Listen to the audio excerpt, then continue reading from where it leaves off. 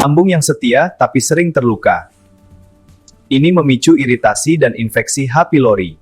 Lapisan pelindung lambung mulai menipis. Hal ini memungkinkan bakteri H. pylori masuk dan menyebabkan infeksi. Ini bisa memicu tukak lambung. Lambung yang setia, tapi sering terluka. Di dalam tubuh kita, ada satu organ yang bekerja tanpa banyak bicara. Ia tidak punya suara, tidak punya ekspresi. Tapi setiap kali kamu terlambat makan, stres berlebihan, minum kopi berlebihan, atau menelan amarah yang tak tersampaikan, dia yang pertama kali menjerit. Namanya lambung. Lambung itu ibarat penjaga gerbang. Semua yang kamu makan dan minum, dia yang menyambut pertama. Pedas, asam, berminyak, terlalu panas, terlalu dingin, semuanya harus dia terima. Dan bukan hanya makanan.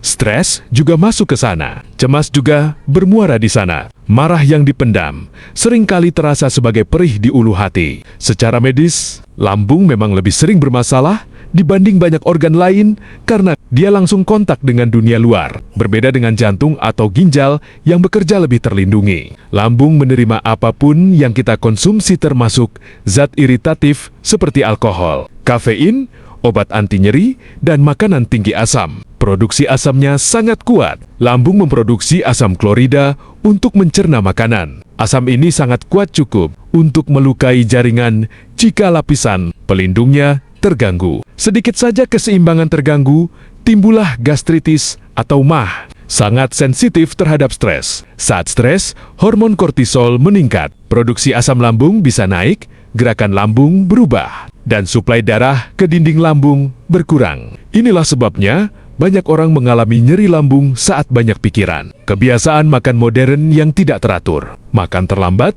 diet ekstrem, begadang, konsumsi makanan ultraproses semua memberi tekanan tambahan pada lambung. Infeksi bakteri tertentu seperti Helicobacter pylori yang bisa merusak lapisan pelindung lambung dan memicu peradangan hingga tukak. Penggunaan obat jangka panjang, obat antiinflamasi non-steroid OAINS, sering mengikis lapisan mukosa lambung bila digunakan tanpa perlindungan. Lapisan pelindungnya harus selalu seimbang. Lambung hidup dari keseimbangan antara asam dan lendir pelindung. Jika salah satu terganggu, yang terluka adalah dindingnya sendiri. Lambung lebih sering bermasalah bukan karena ia lemah, justru karena ia bekerja paling keras. Ia menerima yang baik dan yang buruk tanpa protes. Sampai akhirnya, ia tak sanggup lagi diam. Kadang, sakit lambung bukan hanya soal makanan, tapi soal hidup yang terlalu banyak ditahan. Dan mungkin, yang perlu kita rawat bukan hanya pola makan, tapi juga cara kita menghadapi tekanan. Kesehatan lambung,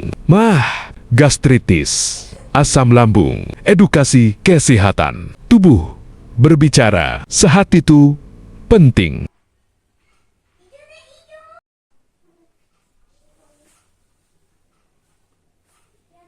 Keadaan lambung saat asam lambung tinggi GERD, gastritis. Apa itu asam lambung tinggi? Secara medis, kondisi ini sering berkaitan dengan GERD, gastroesophageal reflux disease, asam lambung naik ke gastritis, peradangan dinding lambung. Asam lambung HCl sebenarnya normal dan penting untuk mencerna makanan. Masalah muncul ketika produksinya berlebihan atau katup lambung melemah. Apa yang terjadi di dalam lambung? Produksi asam meningkat. Sel parital menghasilkan lebih banyak asam klorida. Iritasi dinding lambung. Lapisan mukosa bisa meradang, asam naik ke esofagus.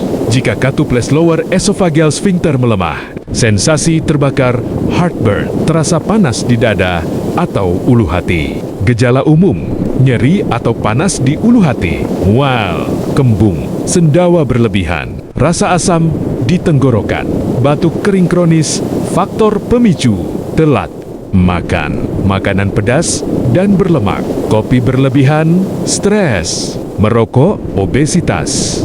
Jika tidak ditangani, luka pada dinding lambung, radang kerongkongan, tukak lambung, gangguan tidur kronis, asam lambung, GERD, kesehatan lambung, MAH, edukasi kesehatan, gangguan pencernaan, hidup sehat. Lambung yang setia tapi sering terluka. Ini memicu iritasi dan infeksi H. pylori.